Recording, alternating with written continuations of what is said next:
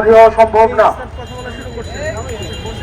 গত 1 বছরে বাংলাদেশে শুধুমাত্র একটা ওসমান হাদি ছিল। গত 54 বছরে বাংলাদেশ একটা ওসমান হাদিকে উপহার দিতে পারছে। দলদাস, সেবাদাস, পদ পদবি, পোস্টিং, প্রমোশন, নিজের ব্যবসা টিকিয়ে রাখার স্বার্থে 80 বছর ধরে জীবন্ত লাশ হয়ে বেঁচে থাকার থেকে ওসমান হাদির মতো 2 মিনিট জীবন নিয়ে বেঁচে থাকা বেশি সম্মানের। আপনি চাইলে ওসমান হাদি হইতে পারবেন না, আমি চাইলে ওসমান হাদি হইতে পারবো না। উনি বাংলাদেশকে ইনসাফের পথে নিয়ে যাইতে চাইছে। আমরা ব্যক্তি স্বার্থে, দলীয় স্বার্থে, সিটের স্বার্থে, ব্যবসায়িক স্বার্থে, একটা টিভি চ্যানেল পাওয়ার জন্য, একটা গরুর হাটের জন্য, একটা বাজারের ইজারার জন্য, একটা থানা কমিটির জন্য, একটা জেলা কমিটির জন্য, ইউনিয়ন সভাপতি হওয়ার জন্য নিজের মেরুদণ্ড বিক্রি করে দিয়ে আমরা সমাদাস হয়ে থাকতে চাই। রাজনৈতিক দলগুলো তৈরি হয়ে গিয়েছে। প্রিয় ভাইরা, ওসমান হাদির কাছে আমাদের প্রতিজ্ঞা আছে। ওসমান হাদির যে শহীদ মৃত্যুর যে আকাঙ্ক্ষা, সকল ধরনের দুনিয়াবী লোভ, প্রত্যাশা, পদের লোভ, এগুলোর ঊর্ধ্বে উঠে উনি বাংলাদেশের প্রশ্নটা সবচেয়ে বড় আকারে উনি রেখেছেন।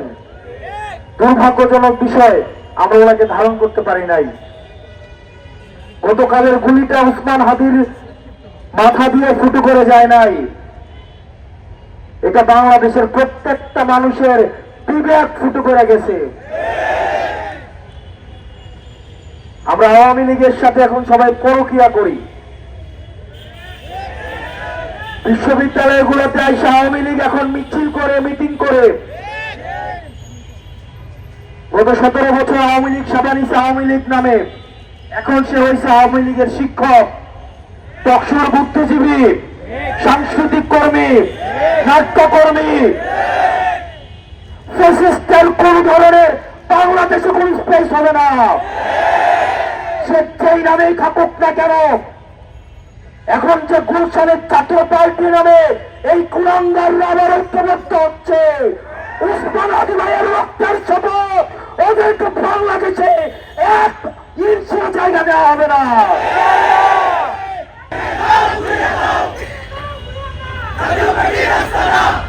আমার ভাই ওসমান হাদির রক্তের শপথ এই বাংলাদেশে দিল্লির এক্সটেনশন,